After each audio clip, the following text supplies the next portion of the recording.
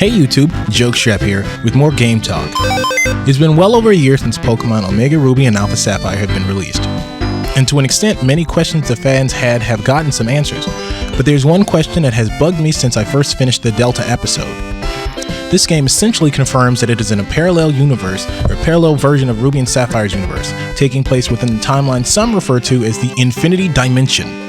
You know, the one where it canonically had the war 3,000 years in the past with the ultimate weapon, that and Mega Evolutions too. However, as of some recent Game Freak developments, I have noticed something that I previously overlooked, and I'm pretty sure that other people have too. In the Delta episode, there is a massive 6-mile wide asteroid heading for Hoenn, one that Moss Deep scientists worry about as it is able to change its trajectory and is targeting a place to land. Zinnia suggests that there is another version of Hoenn that exists in another universe that has no ultimate weapon or Mega Evolution, stating that if they fired the link cable at the meteorite, or the asteroid rather, they would merely send the world-destroying asteroid into another defenseless version of their own world. However, I have to ask the question now that everything is out on the table. Why is the asteroid coming to destroy the world in the first place? Now, to make a long story short, spoilers, that asteroid is containing Deoxys, everyone's favorite DNA virus Pokemon. Its Pokedex entry states that it was either created via a laser striking a space virus or mutating from a virus on a meteorite that landed on Earth. And while these accounts vary via generation, I think it's important to note that in all these different games, Deoxys' origin can be thought to be the same each time, with the exception of in the Infinity Dimension.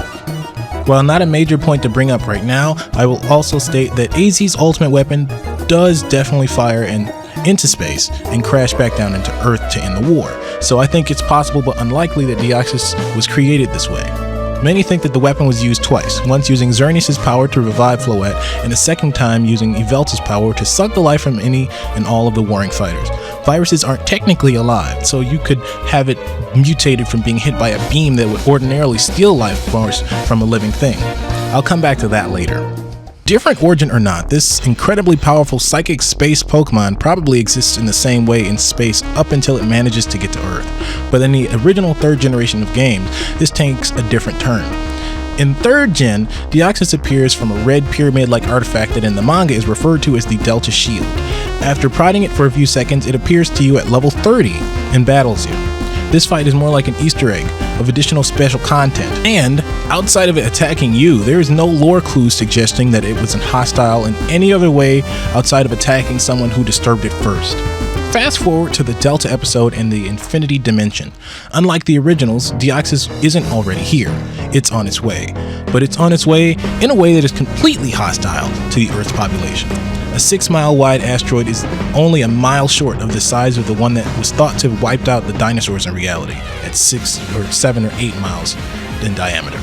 So one of this size would definitely destroy at least Hoenn entirely, with a high probability of causing global distress at the least. You in the Delta episode go up into space and destroy the asteroid riding Mega Rayquaza, only to be then attacked by a Deoxys at an astounding level 80. This is as high as Arceus, the deity of the Pokemon world. What demands this Deoxys to be this strong? In the originals, Deoxys was already on Earth without any sign of impact crater or disaster. That one must have just landed nice easy. This asteroid is being piloted towards Earth on purpose by Deoxys. But why? Here's my take. There are plenty of possible reasons, but only one seems to make much sense to me.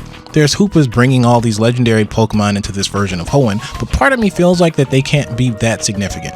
There were legendaries much more powerful in the original Ruby, Sapphire, and Emerald, with Groudon, Kyogre, and Rayquaza all being level 70 at one point. But Jokestrap, you might be asking, what about them and their primal energy-based reversions and Mega Evolutions? Well, if you consider that Deoxys is around in both timelines and is only level 30 in Emerald, the game where you could have fought the whole Weather Trio at level 70, you can figure that Deoxys might understand that Rayquaza already has control over the other two and only ever fights to protect the ozone layer, or that Deoxys isn't really worried about Rayquaza, which then takes most legendaries out of the equation.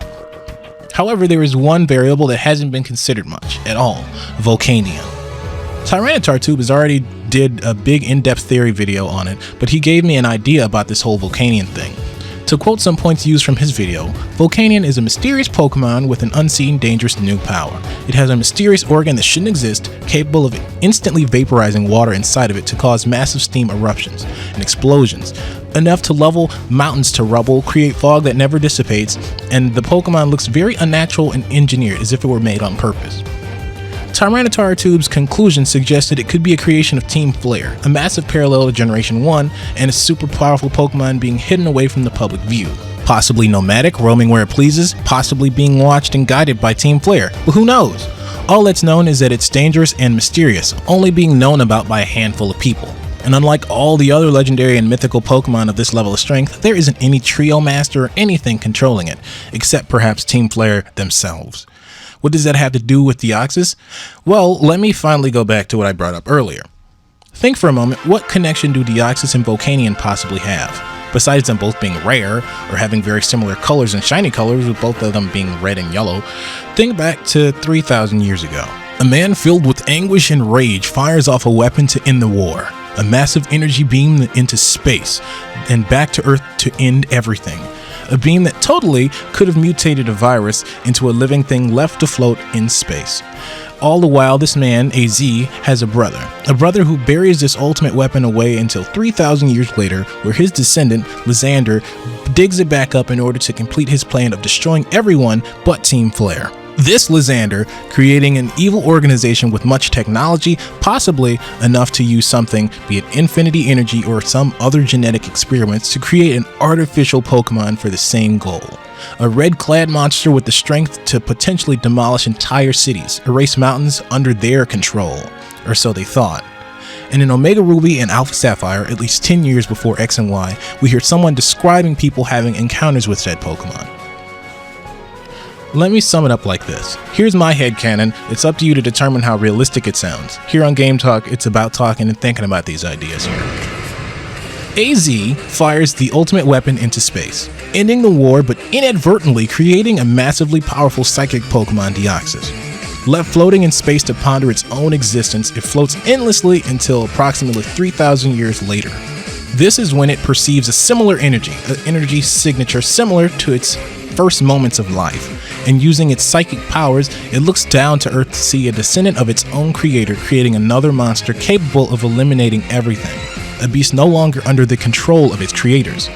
Able to see these feelings and understand the stakes, this space virus Pokemon does the only thing it knows how to do, the first thing it's ever seen: destroy at a massive scale, just like the weapon that created it did, all in an attempt to stop the descendants of its creators and the newest monstrosity from destroying every living thing on Earth.